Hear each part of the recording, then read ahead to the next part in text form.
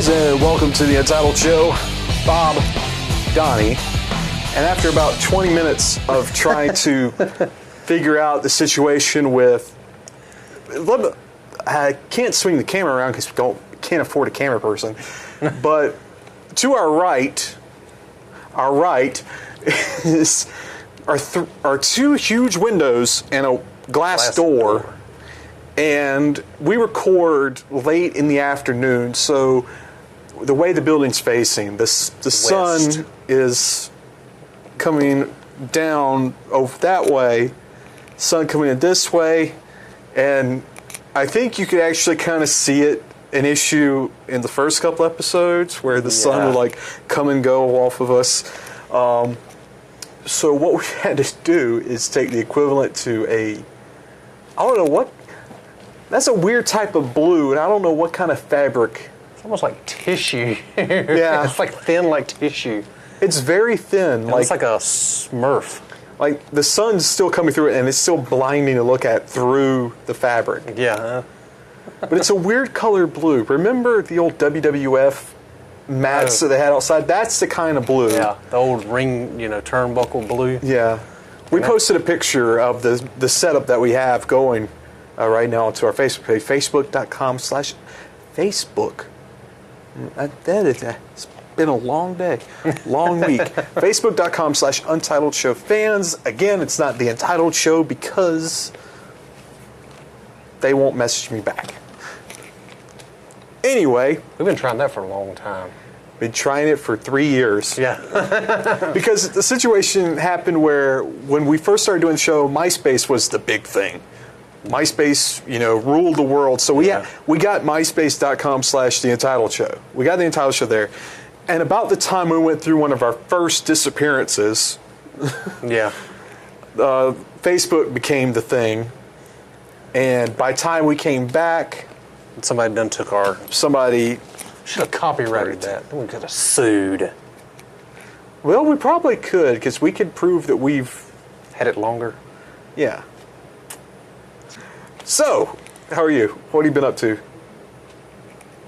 As my computer makes noise in the background. Yeah, I was like, what was First that? traffic, now this. It's making more noise. It's angry at us. It's loading. It's like, you guys, come on. I unplugged my phone 10 minutes ago, and it just realized I did it.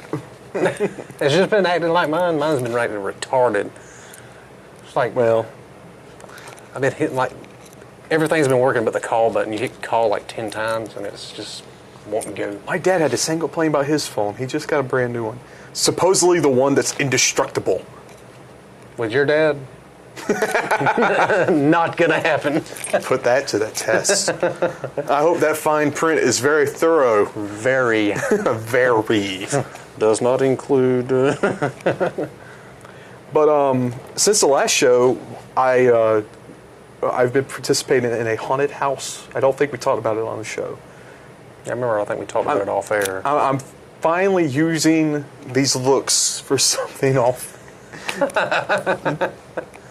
I wear a mask for 6 hours and hide in the dark. And jump out and scare people. So if you're around this area where we're filming, if you're around the Bainbridge, Georgia area, Columbia Manor, that's the haunted house. It's every Thursday, Friday, Saturday in October. The last night that it's going to be open is October 31st, Halloween. If you plan on going, you got to get there early, and it's Columbia, Alabama. Good drive. Yeah, it's an all right drive, but it's a lot of fun. If you want to go, you got to get there early. ColumbiaManor.com is, I think, the website. Not quite sure, but not sure. We did our dress rehearsal last week, and we had about 100 people come in. Got some pretty good scares. I'm not going to say what character I'm playing or where I'm located, because no spoilers. Ha-ha! Find out for yourself. But most people, if they were to walk through, they probably wouldn't recognize that it's me. Yeah, the mask and everything like that. Yeah. Anyway. But you'll be wearing the same shirt. No. Drinking your own sweat is awesome. No. Yeah. It's not. Yeah. Well, I guess we need to actually start getting into some our topics. material, yeah. sitting here from time to time, the life of a video editor means that you have to watch a lot of progress bars. You know, whenever you're working on a project, let's say a project takes 5 hours to complete, only about 30 minutes of that is actual editing. The rest of it is watching little bars go across the screen.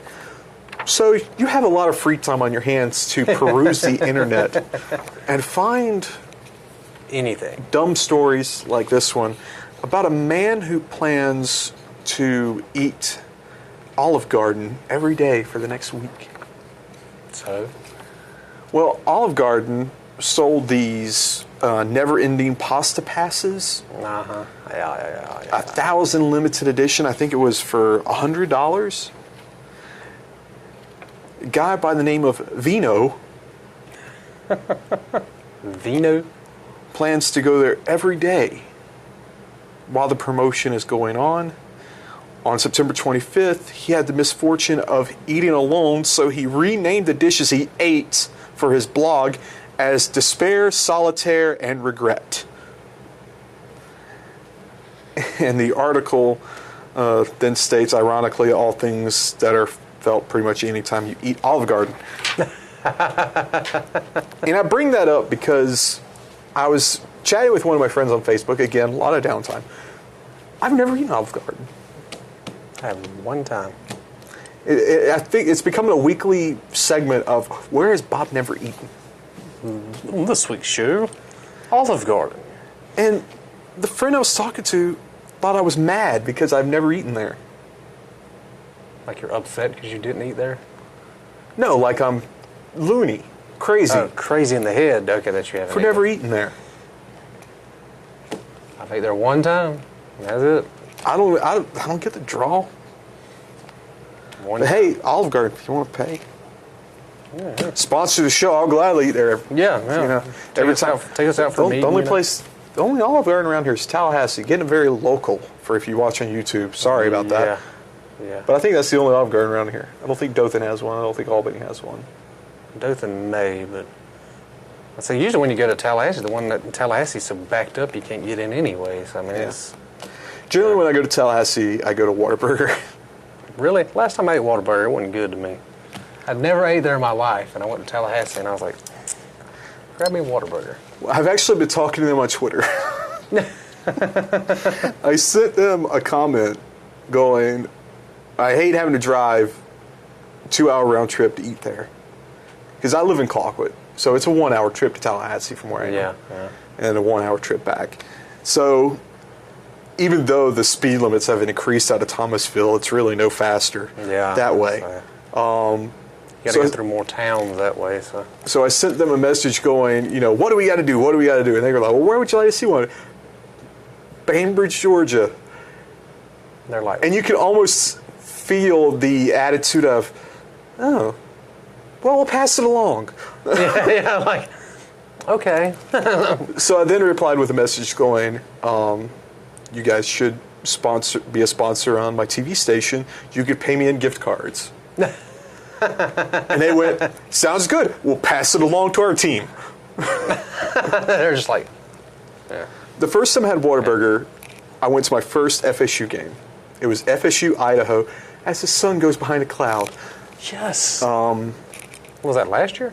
Yeah, it was last year. Oh, that was your first Florida State game? That was my first Florida State game ever. Really? And after leaving that, I was so upset with myself because I realized how easy it is to go.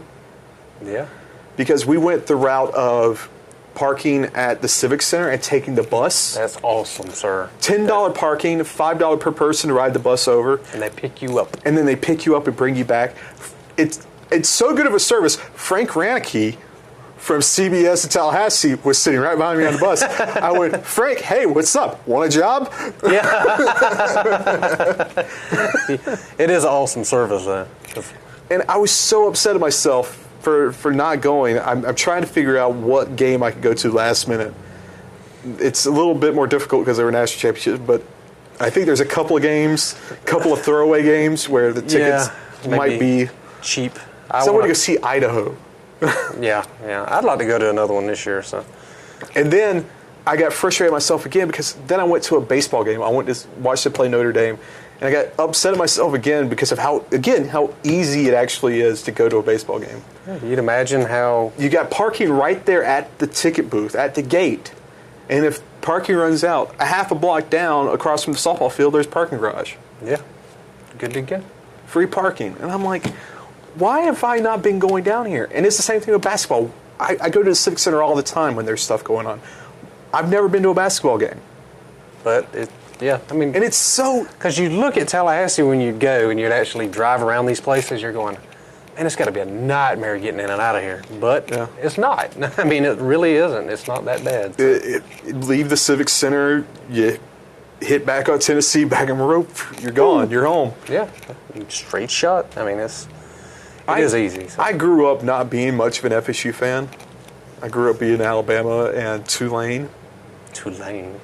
My dad. Odd combo. And it was not until after Bobby Bowden left, when Jimbo Fisher came in on the football team as coach, is when I started watching, getting interested. Started getting into him. I don't know what it was about Bobby Bowden that always just... And anytime I go to anything in Tallahassee and they mention Bobby Bowden, last thing I went to in Tallahassee was a WWE event, and they did a video message of Jimbo Fisher addressing the crowd, and the ring announcer mentioned Bobby Bowden's name, and you could hear about half the crowd go, ooh. While the rest of the crowd was like, whatever. So it's like, maybe he's not the... I don't know. I was born and raised Florida State, so I like Bobby. But I got his book. You read?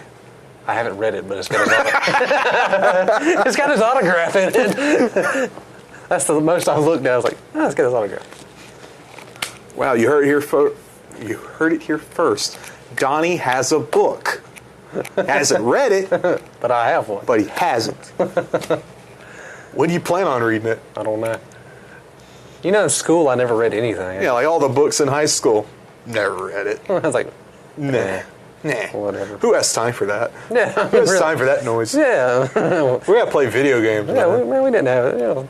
I got stuff to do when I get home. I got TV to watch. Yeah, I got stuff to do. I'm gonna ride up and down Shotwell Street all day. Right. We'll take a break. We'll be right back. Hey guys, welcome back to the Untitled Show. Again, I hope you enjoyed that video. Don't know who it is because we didn't get up. We won't know until editing on who it is. I'm negotiating with bands right now on who to use. What was that? I don't know. I think you had a stroke. But I guess it's going to get easier for bag boys in California. Oh, because that age-old question that I've had to ask, paper or plastic, null and void, is non-existent now. I was always trained unless they say paper, assume plastic. Yeah, because a lot of people don't even, like Walmart and them don't even have paper bags anymore. Who has paper bags anymore? Now that you mentioned it, I don't know if anybody does. What? Except maybe like convenience stores and liquor stores. Yeah, to put the bottle in. I mean, other than that, Yeah, because, God forbid a kid sees a bottle. Yeah. Like, oh, what is that? Can I have a sip of that? Sure, kid. But California, they banned plastic bags. I heard of that, but what was their actual reasoning behind banning plastic bags? Because it doesn't decompose in the landfills. Gotcha. And what doesn't get thrown away ends up in the lakes and ponds and rivers and oceans. Gotcha. Not to mention you could suffocate people with them. Where did that come from? How would you know? Where do you get this knowledge on the matter? Something you want to open up and share about? No. Do I need to call my buddy Tim and have him come talk to you? I know Tim too, so he's probably, that's Donnie, he's crazy. But they're setting aside $2 million to help stores make the transition from eliminating plastic bags. Now we're killing more trees. Yeah. I mean, it's like, or eh.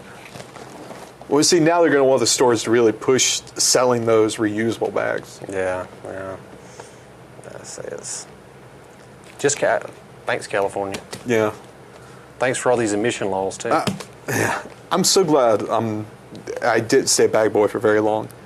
I did it for 3 days. 3 days. 3 long days. He's like, oh, man, enough of this. I'll tell you this. The job description said bag boy, but the actual duties had nothing to do with bag. During a 7-hour work shift, I maybe bag groceries for 15 minutes. Yeah. That's it. The moment you show up, it's grab the broom, sweep the entire store, then grab the vacuum cleaner, vacuum the front, then get the water hose and wash the bathrooms. and by then it would be the rush time for all of the families, doing their grocery shopping for the evening. So that's the 15 minutes of bagging groceries. Then you spend the next hour chasing carts out in the... And then cleaning up everything else. And then you're back to cleaning again. Yeah. And then, of course, after I quit, they hire a cleaning crew so that the bag boys can just bag. It's like, thanks, guys. You serious? Yeah, thanks. Yeah. They're awesome. But it's like, whenever I go anywhere now and I see carts just everywhere, I understand...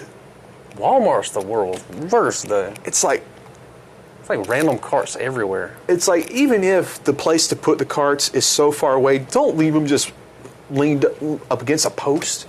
Because someone's got to go after them. I've seen them, down at the gas station almost before. What was annoying was if at the closing, if enough carts were astray, you could get written up. For not having it. Do you want to do count the buggies? Well, if they go out in the parking lot and they're like, 1, well, that's right up. Yeah. The limit for me was 5.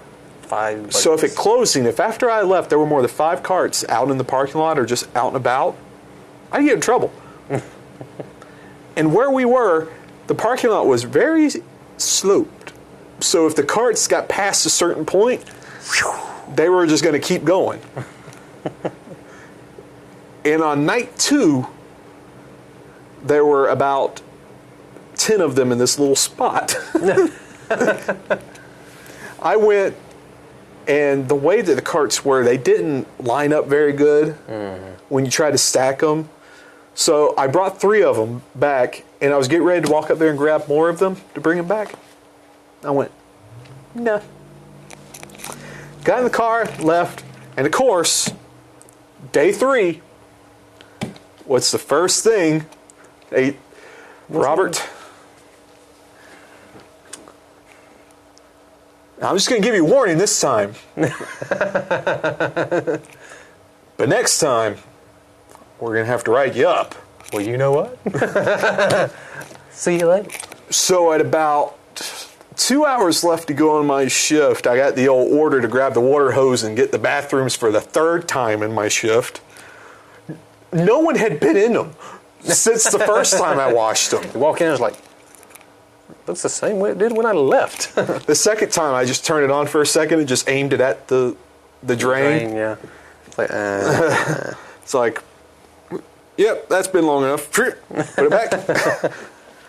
So as I'm walking towards the 3rd time to do it, I just found a place to sit down, and I didn't do it. I didn't even pretend to do it. Sitting there like... So then there was someone else working with me, and he was like the senior. He was there, had been there the longest out of all the bag boys, which I guess is important. What kind of... He had seniority. I am senior bag boy. I am senior bag boy. Got a little badge. You're in my lit class at the high school. How long have you been here? A year. Got this little badge. Head man. Little sash. And it was the night when you're supposed to push the giant mop machine around the floor. Yeah. Is that a motorcycle again? Yes, it's him Every again. time. The second time through the first aisle, there was like this huge paper towel display. And it's closed, like everyone's gone. And I'm like, I really don't want to do this anymore. Oops! And because of child labor laws, I couldn't stay past 10. And this was at like 9:50 something that this happened. Sorry guys, I gotta go. So like we're just standing there looking at it, like how are we gonna fix this, whatnot. I pick up a couple and I throw it back on the pile, and I went, oh, look at time. See ya. So day 4, like 10 minutes away from my shift, I'm just sitting in the parking lot and I got my cell phone out and I'm like,